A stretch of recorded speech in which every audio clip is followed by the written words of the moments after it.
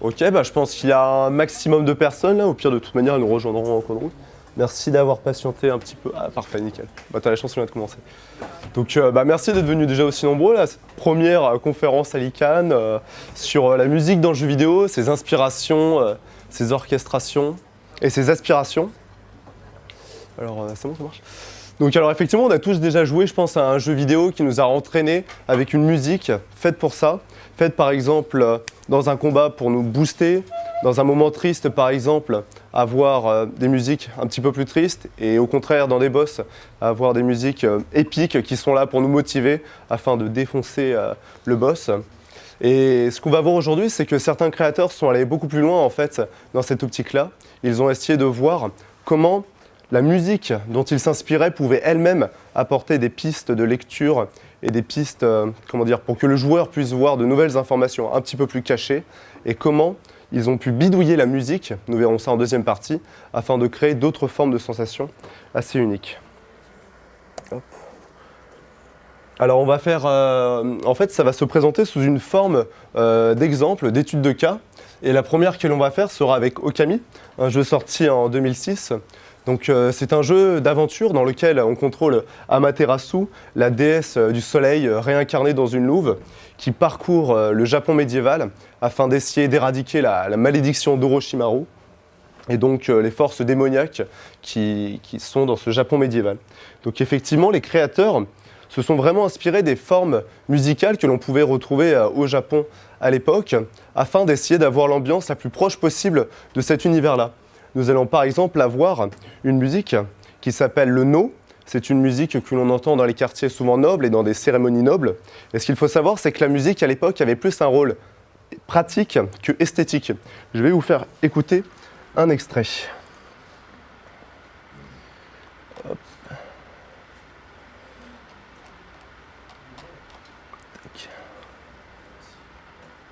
Que j'ai pas dit.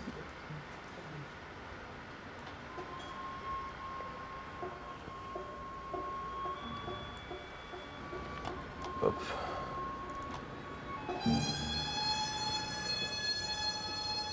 Donc vous allez peut-être reconnaître des notes vraiment assez japonisantes, entre guillemets, avec des instruments typiques que l'on peut retrouver à l'époque là-bas. Donc c'est pas forcément très agréable à l'écoute, mais ça avait vraiment un rôle pratique à l'époque.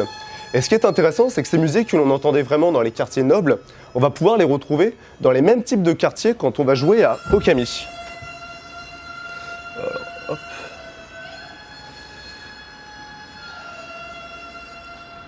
Hop, et maintenant, je vous passe un extrait d'une musique que l'on peut entendre directement en allant visiter les quartiers nobles dans Okami. Vous voyez, on reconnaît directement les mêmes types d'instruments et le même type d'instrumentalisation. Hop, tac. Alors. Donc ça, c'était pour ce qu'on appelle le style du gagaku, le style noble japonais. Donc alors maintenant, nous allons voir que dans les combats, dans Okami, il y a le même type d'instrumentalisation qui nous rappelle le Japon médiéval, mais cette fois-ci, le théâtre no. Et donc le théâtre no, c'était un théâtre beaucoup plus populaire pour le coup, qui correspondait en fait à des cérémonies, là encore, mais cette fois-ci, les musiciens accompagnaient les mouvements et les personnages qui arrivaient sur scène. Donc je vais vous mettre un extrait là encore.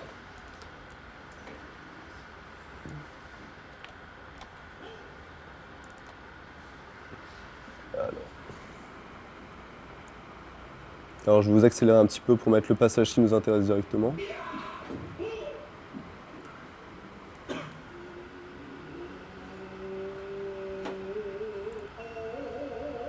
Hop.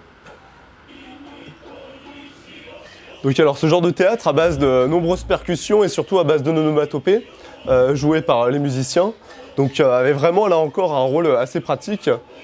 Et on va retrouver en fait ce même genre de bruitage directement dans les combats. Je vais vous passer un extrait d'une musique que l'on peut retrouver directement dans les combats dans Okami. Hop.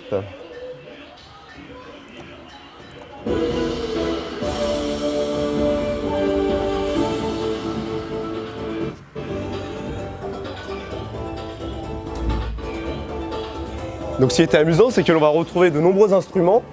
Hop, check, que je vais vous mettre ici. On pourra ainsi retrouver par exemple le taiko, le kutsuzumi ou le shakuhachi, des instruments typiquement japonais, et ce directement au cours des combats.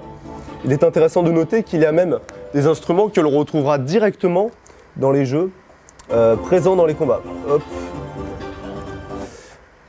Donc par exemple, il y a une forme d'instrument qui s'appelle le kodo, des sortes de grosses percussions que l'on va, elles, réentendre direct dans le jeu vidéo. Alors je vous l'accélère un petit peu là aussi. Si ça lag pas trop.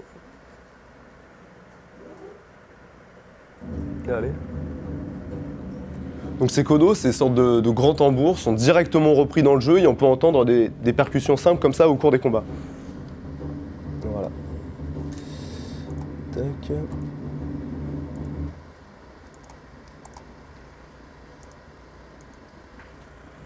Donc alors maintenant, j'aimerais vous parler d'un autre jeu vidéo. C'est Ico et sa suite spirituelle Shadow of the Colossus, sortie en 2001. Et donc nous allons voir à travers ces exemples qu'ils ne vont pas seulement s'inspirer d'une culture, mais carrément de tout un courant en fait.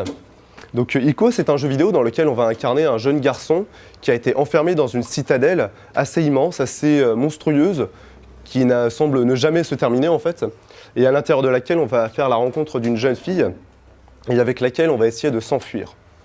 Donc hop, je vais vous passer une musique que l'on entend directement dans le jeu vidéo, et on va essayer de voir d'où est-ce qu'elle s'inspire. Alors, tchac, tchac, tchac.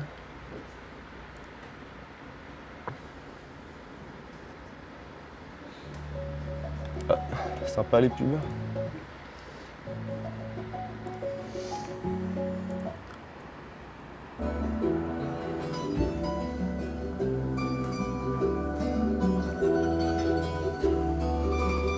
Alors cette musique, elle est directement inspirée de la musique Scarborough Fair. Scarborough Fair, c'est un chant anglais du 18e-19e siècle qui est connu pour avoir été repris par deux chanteurs, Simon et Garfunkel, en 1966.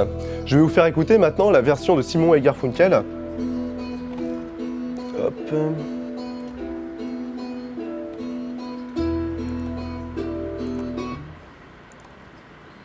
Et vous allez reconnaître le même type de mélodie.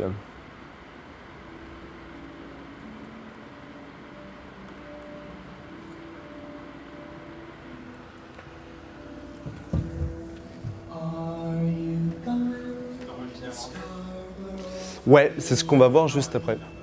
Pas tout à fait, c'est d'origine écossaise en fait.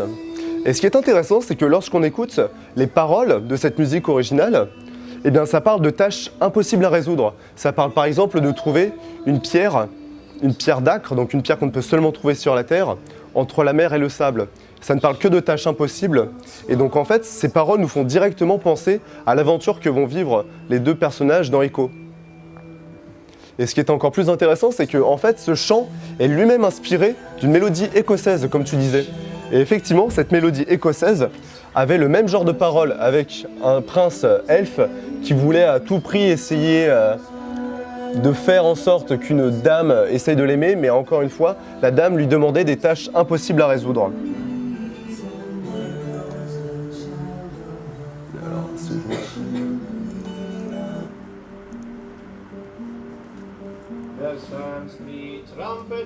Donc cette version écossaise très ancienne, en fait, les paroles anglaises parlent encore une fois de tâches impossibles à résoudre et nous ramènent finalement directement à l'objectif que l'on a dans Ico, une tâche qui semble impossible à résoudre.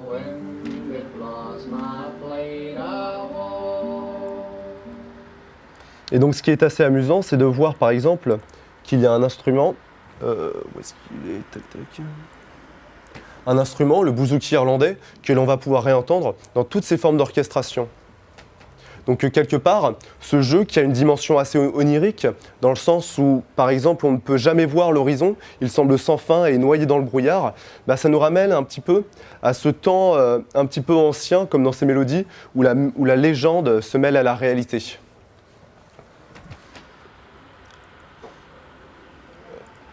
Pareil dans Shadow of the Colossus, qui est un petit peu vraiment la suite spirituelle de Ico, entre guillemets, nous allons pouvoir réentendre le même type de mélodie, avec le même instrument, toujours le bouzouki irlandais.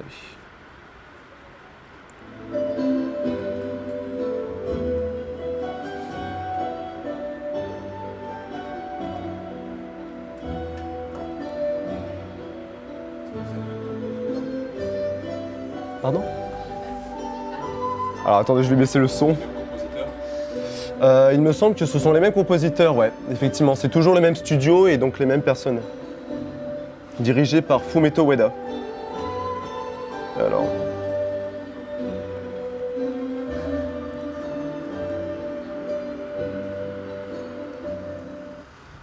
Hop. Pour le prochain exemple, je vais parler d'un jeu qui s'appelle Pandora's Tower, sorti en 2012. Et puis ce jeu est vraiment intéressant parce que lui, il a réussi à reprendre en fait l'ensemble d'un courant, le courant du romantisme, et a vraiment essayé de prendre toutes ces facettes, des plus obscures aux plus sublimes. Alors Pandora's Tower, c'est l'histoire d'une jeune fille, Elena, qui, après avoir été marquée par le démon, qui lui a mis une marque sur le dos, est obligée de manger une sorte de chair de monstre afin de rester en vie, sinon elle meurt. Et puis donc il va y avoir un guerrier, Aeron, qui est là justement pour essayer de lui apporter de la chair constamment. Et donc pour ça, il va devoir braver les dangers d'une sorte d'immense citadelle qui est perchée au milieu d'une faille gigantesque. Et donc toute l'histoire va finalement tourner autour de l'amour que vont se porter les deux personnages, et justement un amour qui est plus ou moins avoué. Et on va voir effectivement pourquoi le courant du romantisme est tout à fait bien choisi pour ce thème-là. Pour commencer, je vais vous passer la musique principale, le thème principal que l'on peut entendre dans le jeu vidéo.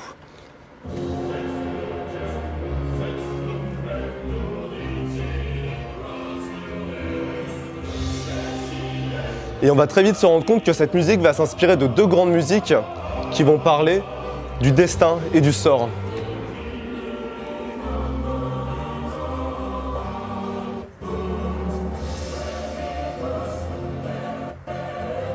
Si ça n'aide pas trop. Donc ça c'est le premier grand passage et je vous passe un deuxième passage. Non, c'est... Alors... Voilà, c'est là.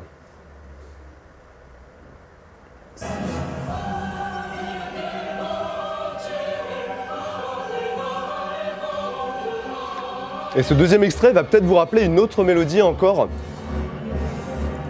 Donc alors la première grande inspiration de cette musique, c'est le Requiem de Verdi, et le deuxième, c'est le Carmina Burana de Karl Orff. Et donc en fait, ils ont réussi à mélanger ces deux musiques qui ont comme thème commun, finalement, le jugement dernier, entre autres, parce que donc, le jugement dernier, c'est le Dies Irae, le jour de colère. Donc c'est le jour dans la religion chrétienne où le Seigneur va juger donc, les âmes qui vont partir en enfer et ceux qui vont partir au paradis. Et donc ça ramène vraiment à cette notion de choix et de destin que l'on va vraiment retrouver très souvent à l'intérieur de ce jeu. Donc ce qui fait que le joueur, avant même de commencer le jeu, c'est-à-dire au tout début où il va avoir le droit à cette musique, qui est assez rare dans le jeu, finalement on va l'avoir que au début ou que à la fin lors du dénouement final, et ben il va directement savoir tous les problèmes qu'il va devoir résoudre pour arriver jusqu'à la fin du jeu. Donc je vous passe le premier extrait, donc le Requiem de Verdi.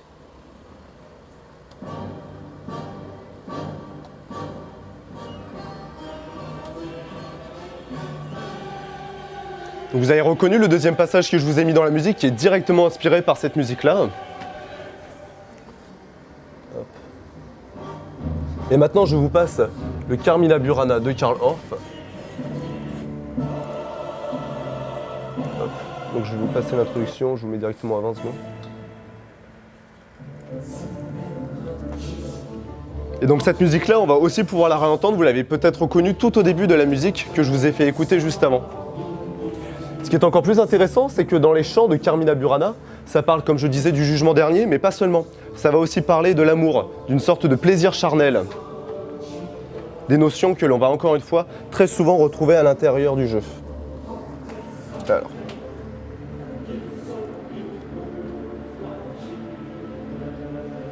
Une dernière chose intéressante à propos de la musique principale, je vais vous mettre un passage très précis.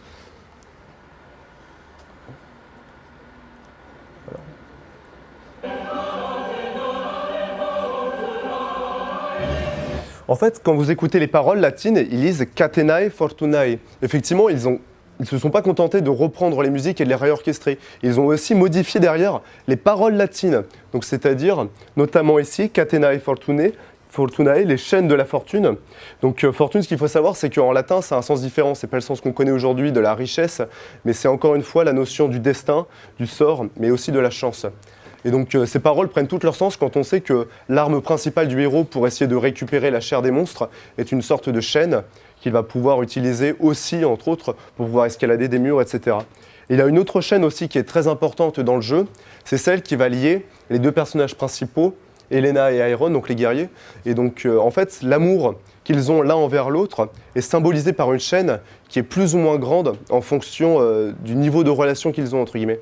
Et donc, le jeu a plusieurs fins, dont seulement une est heureuse, en fait, et qui dépend directement de la taille de cette chaîne. Donc, Catenae Fortunae a ainsi tout son sens.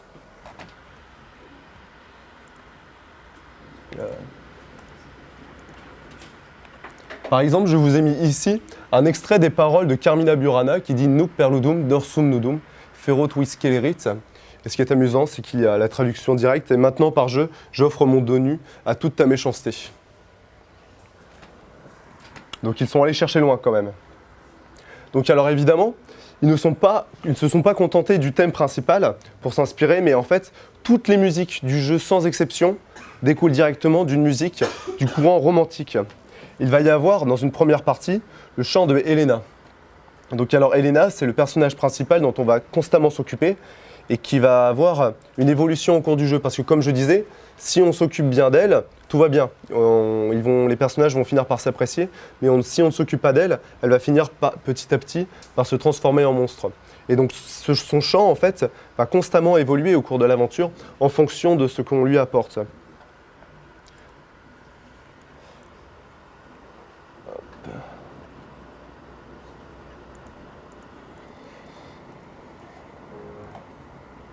Mince. Alors, je vous le remets. Jack.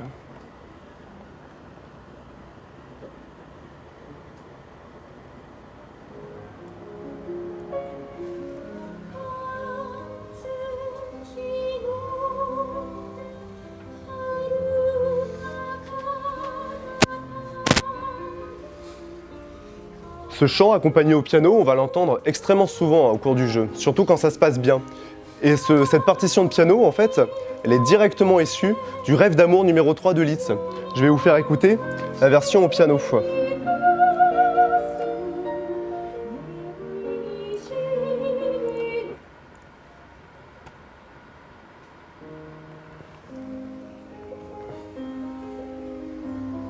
Donc la pièce et son nom parlent de elle-même, effectivement, ça nous rappelle effectivement une forme d'amour à l'intérieur de cette pièce de piano. Mais ce qui est encore plus intéressant, c'est que cette pièce a été spécialement conçue pour être jouée en même temps qu'un chant, que des paroles et surtout d'un poème. Donc le poème, encore une fois, c'est un poème qui s'appelle Rêve d'amour de Ferdinand Frelinat. Et ce qui est intéressant, c'est de voir que dans ce poème, là encore, les paroles parlent d'un amour, mais là, plus particulièrement d'un amour inavoué entre les deux personnages. Hop.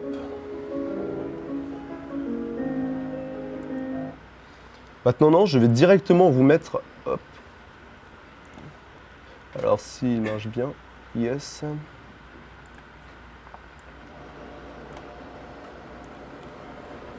Hop, je vous mets un extrait de Pandora's Tower, donc dans lequel je vais jouer. Et je vais rentrer à l'intérieur du hub principal. Donc c'est la pièce vraiment où on va pouvoir constamment discuter avec Helena qui se trouve juste ici. Hop. Et donc déjà, dès dans le hub principal, on va pouvoir reconnaître la musique principale, le chant d'Helena. Alors je vous laisse écouter un peu. Donc voilà, là encore on retrouve ce même chant. Donc constamment en fait il nous poursuit ce chant. Et là tout à l'heure je vous parlais de la chaîne qui lie les deux personnages, voilà. On la trouve ici, plus elle est grande, mieux c'est. Hop.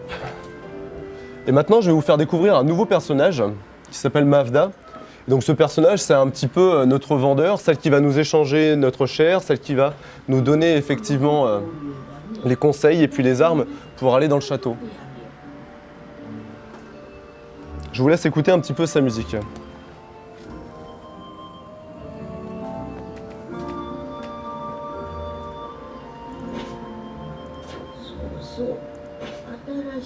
商品が入荷してるやん。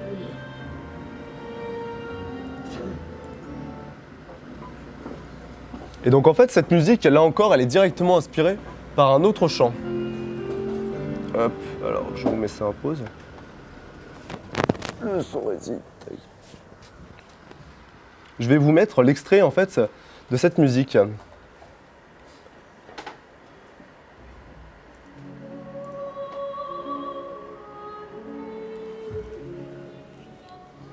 Encore une fois, ça ne s'invente pas. La musique dont est inspiré donc le thème de Mavna, pardon, c'est Amarile Mia Bella, donc une musique qui parle encore une fois d'un amour et d'un amour plus particulièrement inavoué entre les deux personnages. Parce que donc en fait tout au long du jeu, on va balancer entre bon, est-ce que tu m'aimes, est-ce que tu m'aimes pas, et surtout la vraie question, est-ce que tu m'aimerais si je deviens un monstre?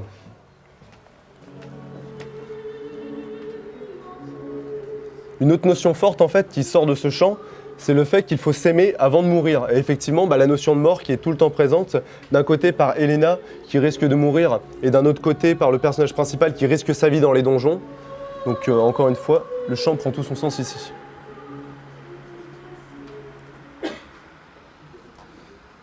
Hop, je vais vous faire retourner dans le jeu, et je vais vous faire entrer dans un donjon. Hop. Qu'est-ce que tu fais? Hop.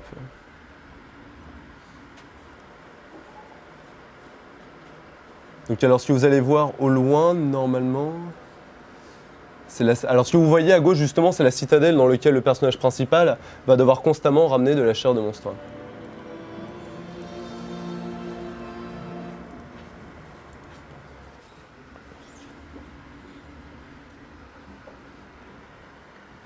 J'avais juste envie de mettre en avant l'entrée impressionnante dans un donjon. Donc voilà, tout de suite on entre dans un immense escalier avec une immense statue assez imposante en face de nous.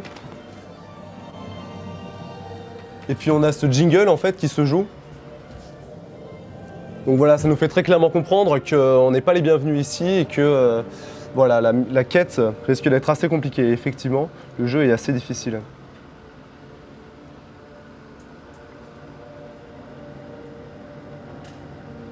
Donc voilà, ce jingle assez imposant est lui aussi directement issu d'une musique issue du courant romantique. Hop, donc je vais vous passer l'extrait. Tchac.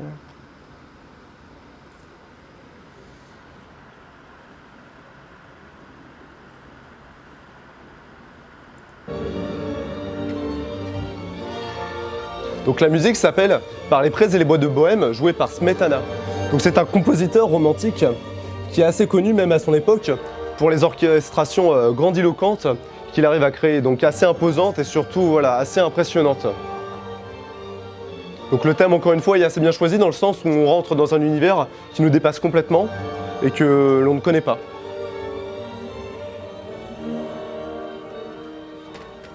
Hop.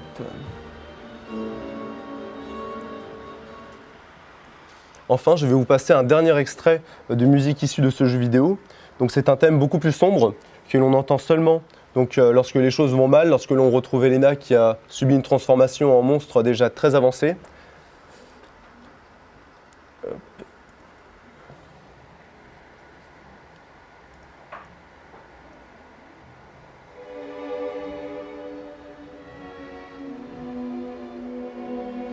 Donc voilà, c'est une musique beaucoup plus sombre, une descente de cordes dans les graves. Et ce n'est pas pour rien en fait que cette musique nous donne un petit peu cette impression de mort. C'est parce que le compositeur original de cette musique, Tchaïkovski, a réalisé ce mouvement qui s'appelle le mouvement pathétique. Et il l'a réalisé en fait lorsqu'il sentait sa mort proche venir. Donc je vais vous mettre le dernier mouvement de la symphonie numéro 6, pathétique, de Tchaïkovski.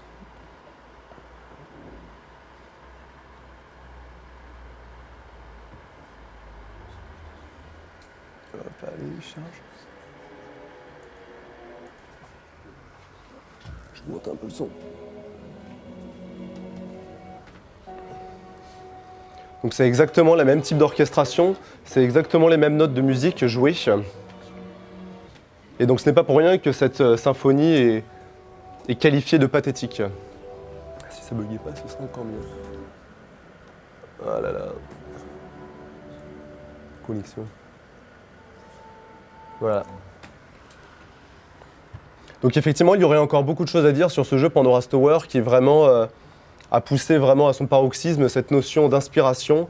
Et donc là, comme on l'a vu, sur l'ensemble d'un courant, des facettes les plus belles aux facettes les plus sombres. Toujours dans cette notion d'inspiration, c'est un petit peu notre jeu qui va faire la liaison entre la partie inspiration et aspiration. Je vais parler d'un jeu que j'aime beaucoup qui s'appelle Heroes 5 of Might and Magic. Et donc c'est un jeu de gestion slash stratégie slash aventure dans lequel on va contrôler une des 6 factions. Donc il va y avoir par exemple ce que l'on appelle des mages ou alors des nécromanciens, des humains.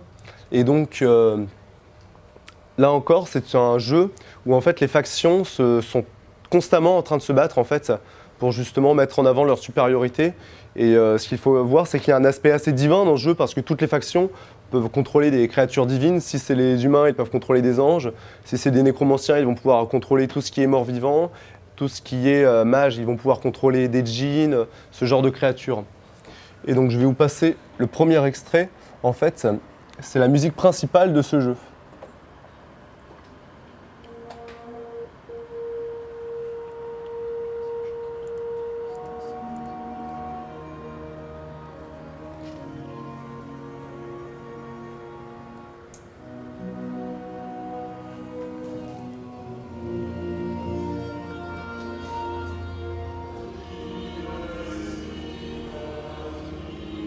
Donc c'est un thème assez sombre en fait, et ce n'est pas pour rien. Les paroles Dies illa, Dies irae, ça veut dire jour de peine, jour de colère. Et donc là encore, ce sont des références au jugement dernier. Et en fait, cette musique s'inspire directement d'un chant grégorien du XIIIe siècle, dont je vais vous passer l'extrait. Alors, où est-ce que je l'ai mis ?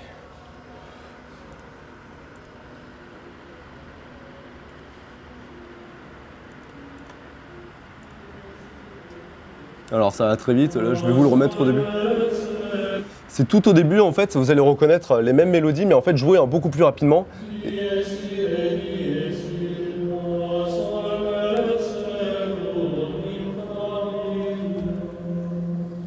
Donc voilà, c'est exactement la même mélodie mais jouée en plus lentement. Et donc là effectivement on retrouve les mêmes paroles, Dies irae. Donc c'est un chant grégorien et ce qu'on appelle un chant liturgique, c'est-à-dire un chant spécialement de la chrétienté, qui parle du Seigneur et parfois du jugement dernier comme ici. Hop. Donc maintenant, je vais mettre la bonne slide. Comme je disais tout à l'heure, il y a différentes factions et en fait chaque faction va posséder son château. À partir de ce château, ils vont pouvoir recruter leur armée afin de pouvoir gonfler leur rang et ensuite mieux partir encore à l'aventure et aller chercher des ressources sur la carte afin de pouvoir conquérir les autres factions.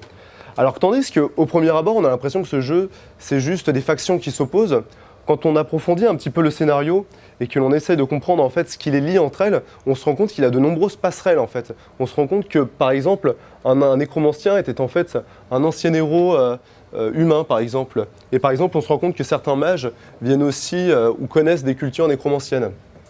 Et donc je vais vous passer le premier extrait. Hop. Si ça marche, non. Alors, je vais vous passer la musique que l'on entend dans le château des humains.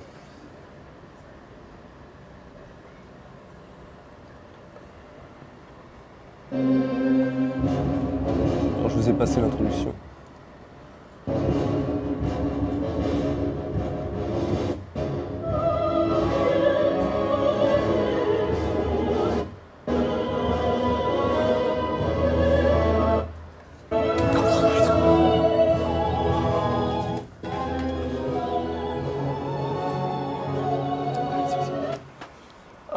Ça bug, c'est relou.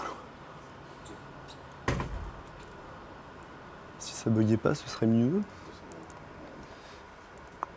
Hop. Alors on va le laisser charger un petit peu là, il commence à souffrir.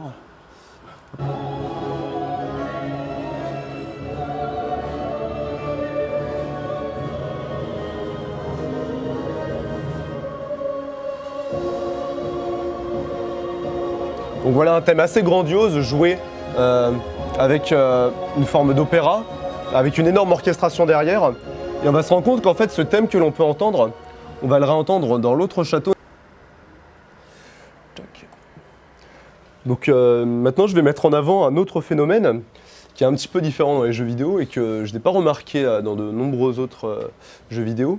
Donc tant qu'on est dans la série Heroes 5, je vais maintenant cette fois-ci parler du Heroes 4 et je vais vous passer un extrait musical que l'on peut entendre lorsqu'on se balade avec notre cheval dans les grandes plaines du jeu. Alors si je le retrouve bien directement...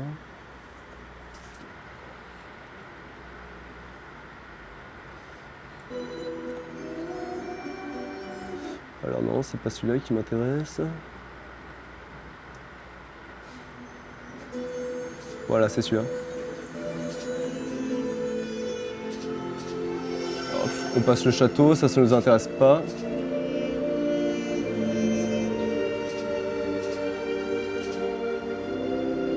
Dépêche-toi de sortir.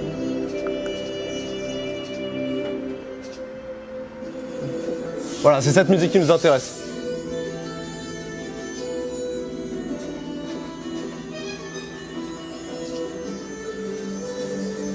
Et l'autre jour, en écoutant des musiques de jeux vidéo, je me suis rendu compte que je connaissais déjà cette musique et que je l'avais entendue dans un autre jeu vidéo un petit peu plus récent. Et donc ce jeu vidéo, c'est un jeu qui s'appelle Black and White 2 en l'occurrence.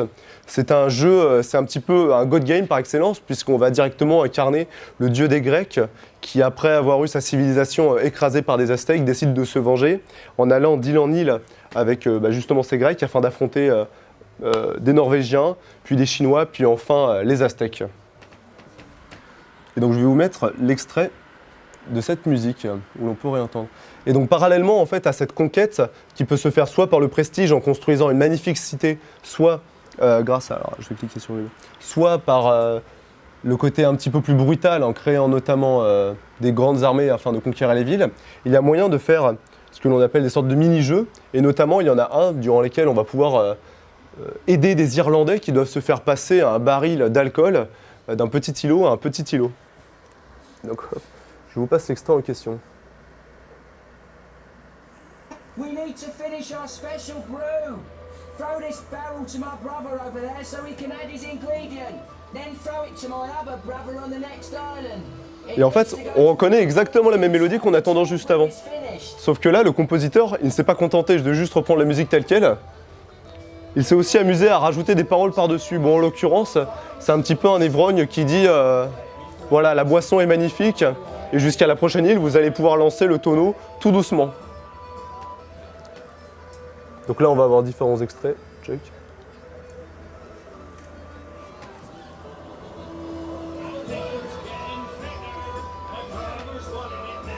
Et donc au début, je me suis demandé si c'était une sorte de plagiat, une sorte de clin d'œil, parce que Heroes 4, il est quand même sorti auparavant. Et en fait, j'ai réussi à trouver l'origine de cette musique. Et en fait, la source d'origine de cette musique, eh bien c'est assez simple.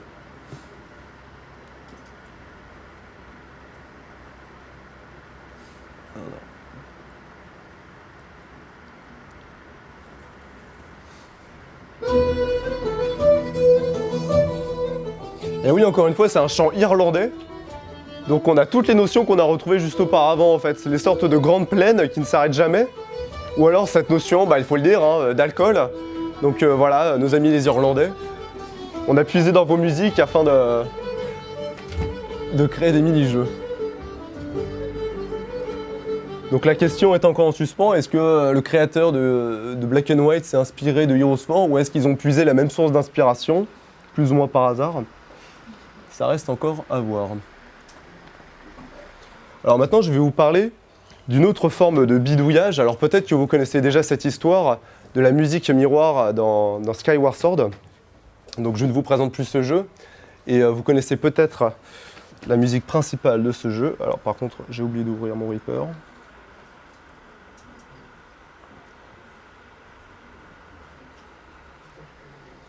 Donc il y a quelque chose de très intéressant avec ce jeu vidéo, dans lequel on va contrôler Link, cette fois-ci, qui va pouvoir monter et chevaucher des oiseaux au milieu d'une île céleste, Célesbourg. Alors, si Reaper veut bien s'ouvrir.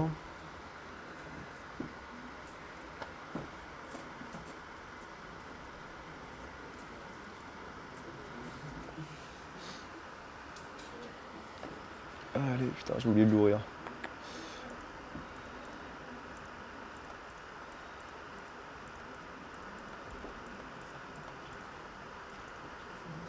Alors, je vous mets une petite session Reaper dans laquelle j'ai placé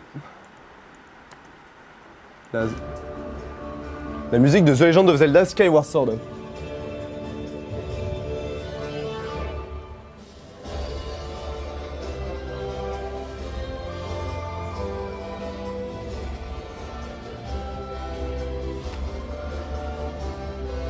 Donc voilà, un thème à la Zelda comme on n'en fait plus là, de grandes mélodies assez épiques sur grandes orchestrations. Hop. Mais il y a quelque chose qui se cache derrière cette mélodie et dont on ne se rend pas forcément compte au premier abord. On va tout simplement mettre la mélodie à l'envers et on va voir ce qui se passe.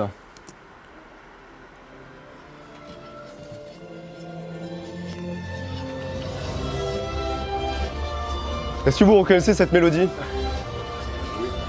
C'est le thème de la princesse Zelda que l'on peut entendre pour la première fois dans la version 1991 de A Link to the Past. Donc alors là où il y a quand même un tour de force, c'est qu'il ne suffit pas simplement de retourner une mélodie à l'envers pour ensuite avoir une nouvelle mélodie. Il y a toute une nouvelle réorchestration derrière. Et donc de faire en sorte qu'elle soit autant écoutable en fait dans un sens que dans l'autre, d'un point de vue musical et orchestration, ça relève d'un sacré niveau quand même.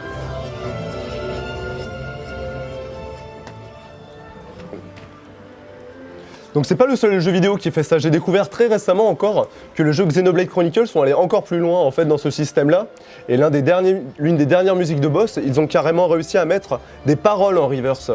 Donc je vous ai pas passé cet extrait-là, mais voilà, sachez que c'est encore plus rare, mais voilà, des compositeurs sont vraiment allés beaucoup plus loin dans cette idée. Hop.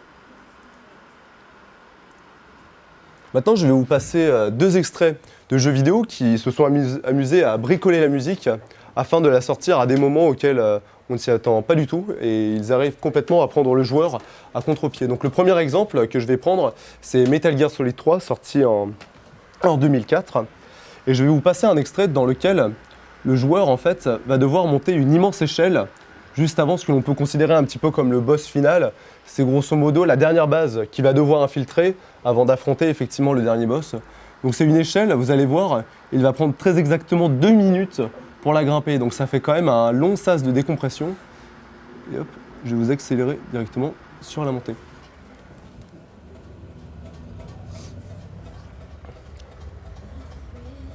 Et puis tout d'un coup, on va entendre quelque chose qui va nous étonner.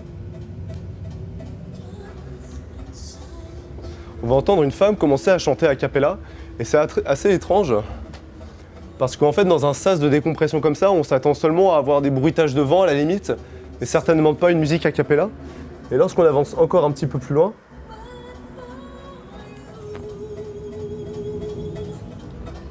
en fait, la musique qui est chantée a cappella, c'est le thème de Metal Gear Solid en fait. Et c'est assez amusant de voir ce que les joueurs en fait ont pensé de cet extrait. Parce que certains en fait l'ont considéré vraiment comme une perte de temps et se sont contentés de coller le joystick vers le droite en attendant que ça passe.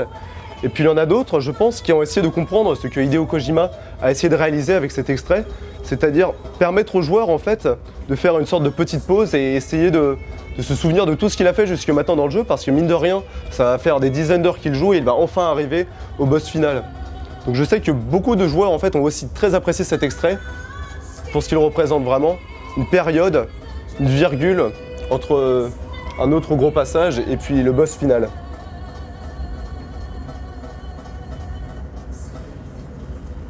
Vous noterez la puissance parce que quand même la musique s'arrête pile poil au moment où il s'arrête en fait de monter. Donc ça encore une forme de synchronisation assez balèze dans un jeu vidéo. Donc voilà, une situation assez intéressante dans laquelle Hideo Kojima arrive quand même bien à nous prendre à contre-pied. L'autre jeu que je vais vous présenter, c'est Dark Souls.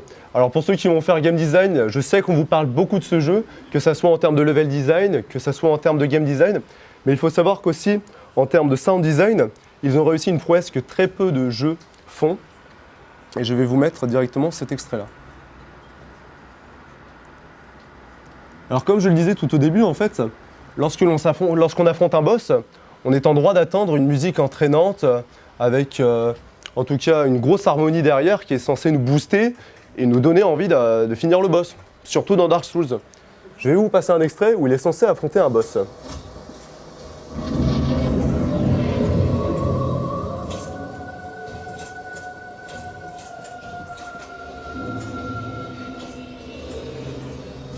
Je vais vous le mettre en grand. Assez étrange comme musique de boss, hein, vous me direz. C'est bel et bien un boss, hein, et effectivement. Hop, je vais baisser un petit peu le son. Le joueur va affronter une sorte d'immense papillon de nuit, et donc le chant a cappella avec cette orchestration, avec cette musicalisation à la harpe, bah, nous rappelle un petit peu cette sensation de papillon nocturne, géant.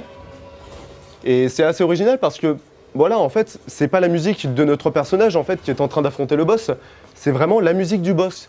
Et donc, bah, on a l'impression que c'est vraiment plus qu'une simple entité en fait qui est là pour nous bloquer et continuer qui nous empêche de continuer notre chemin, mais véritablement en fait une créature qui a un passé, qui a une histoire et qui est là vraiment comme une sorte de personnage qui n'a pratiquement rien demandé à personne, quoi, finalement, mais qu'on est obligé de vaincre pour devoir avancer.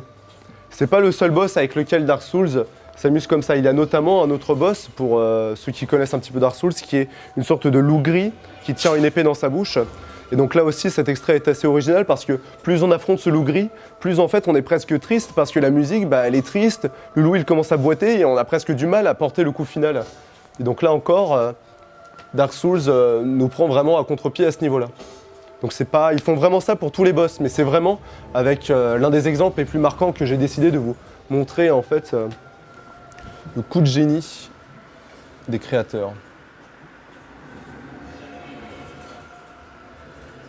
Et voilà.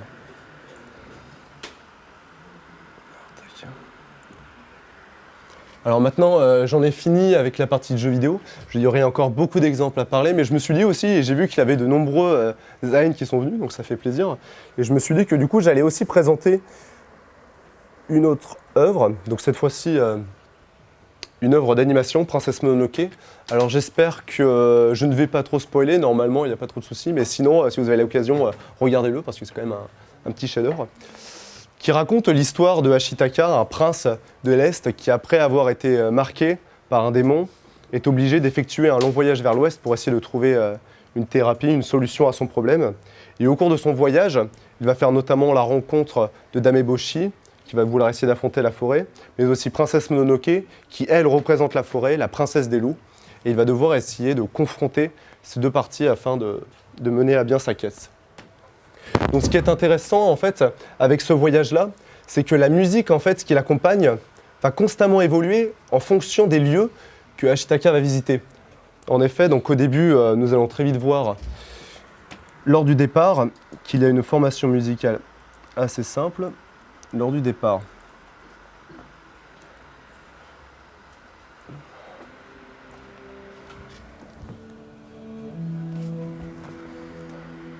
Alors je vous avance un petit peu la musique.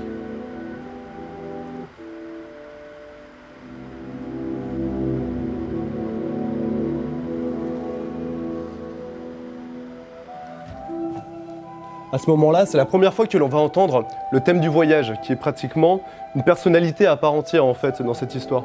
La première fois qu'il est joué avec de simples flûtes. En effet, le départ, le voyage va commencer dans la nuit, alors que personne n'est censé le remarquer partir.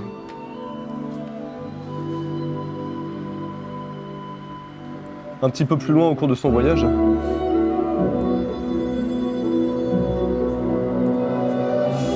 Au moment où il parcourt cette immense plaine, on a le temps d'avoir cette musique en même temps. Donc cette orchestration beaucoup plus grande nous rappelle les grandes plaines qu'il va devoir parcourir pour rejoindre les terres de l'Ouest.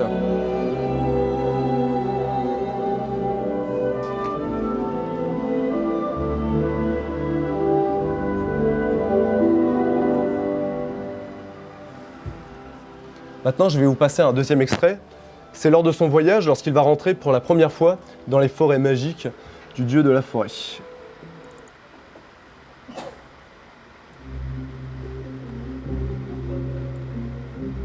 Alors, 1 minute 13.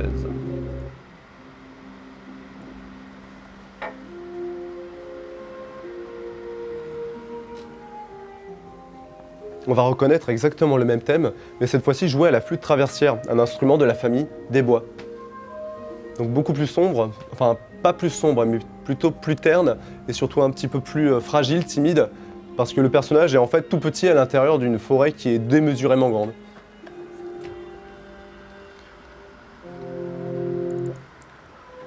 Le prochain extrait que je vais vous passer, c'est lors de la première rencontre entre la princesse des Louves et Ashitaka.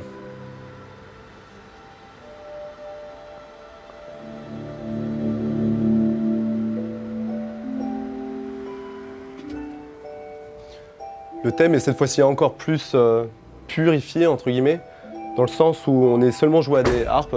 Donc c'est un petit peu une connotation assez, comment dire, timide, dans le sens où c'est leur première rencontre et ils auront encore l'occasion de se rencontrer par la suite.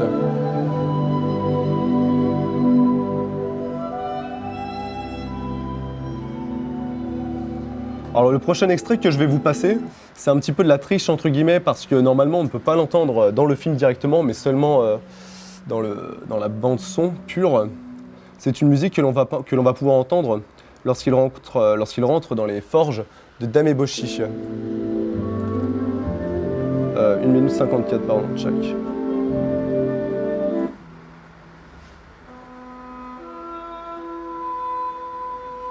Cette fois-ci le thème, il est joué à la clarinette.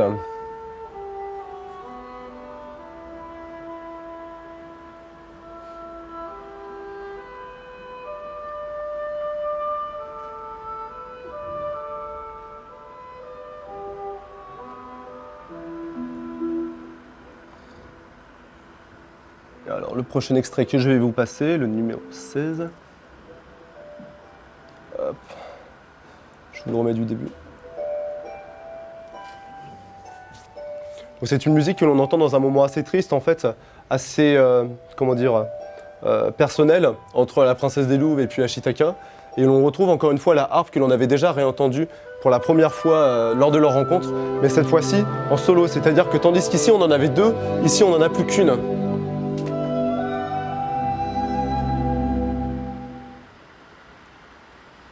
Flûte et clarinette. Alors le prochain extrait que je vais vous passer, ce sera lorsqu'il rentre vraiment au cœur des forges. Alors, que je dise pas de bêtises. Ah oui, alors non, je dis une bêtise, là, cet extrait-là, c'est lorsqu'il va rentrer dans le bois du dieu cerf de la forêt. Et donc dans la musique, ce n'est pas pour rien que dans une première partie, en fait, on va entendre le thème qui reviendra constamment lorsque l'on rencontrera le dieu cerf. Et puis ce thème va être croisé avec celui du voyage et donc celui de Ashitaka. Check, à 57.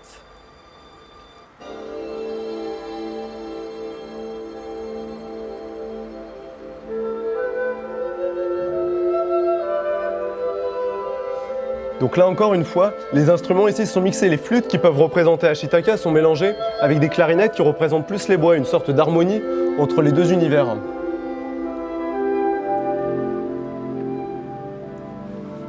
Enfin, avant de vous passer le dernier extrait, il va falloir d'abord que je vous montre le thème du dieu de la forêt lorsque celui-ci est mal en point.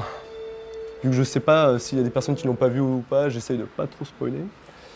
Alors, donc c'est le numéro 27.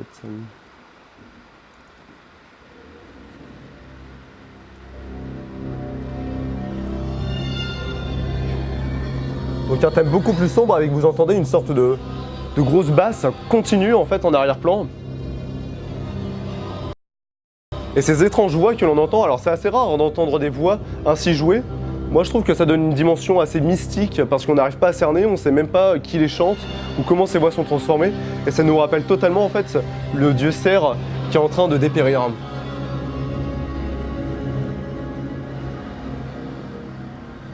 Et donc à ce moment-là, dans le film, il va y avoir très vite une musique qui va s'enchaîner avec cette musique-là. Donc le nom de la musique porte bien son nom, le monde de la mort.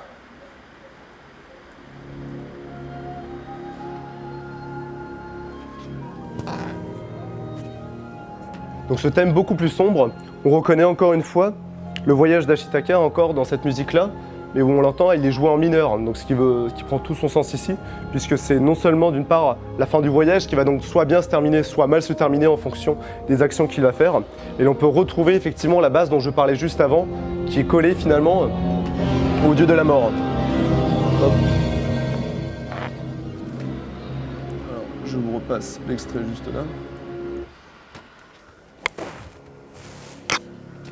Donc voilà, ce thème est beaucoup plus sombre à ce moment-là de l'histoire.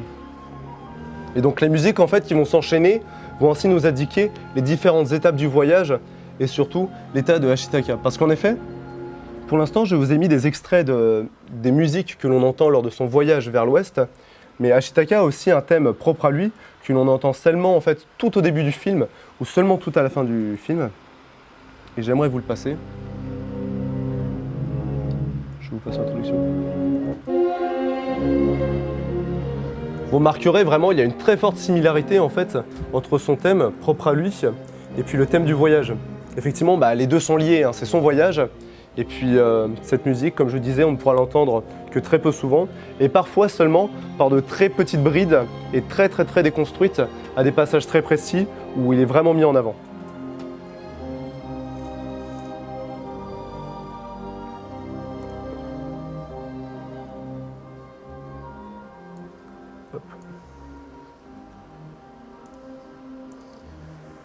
Donc sur ce, je vais conclure cette conférence en parlant évidemment.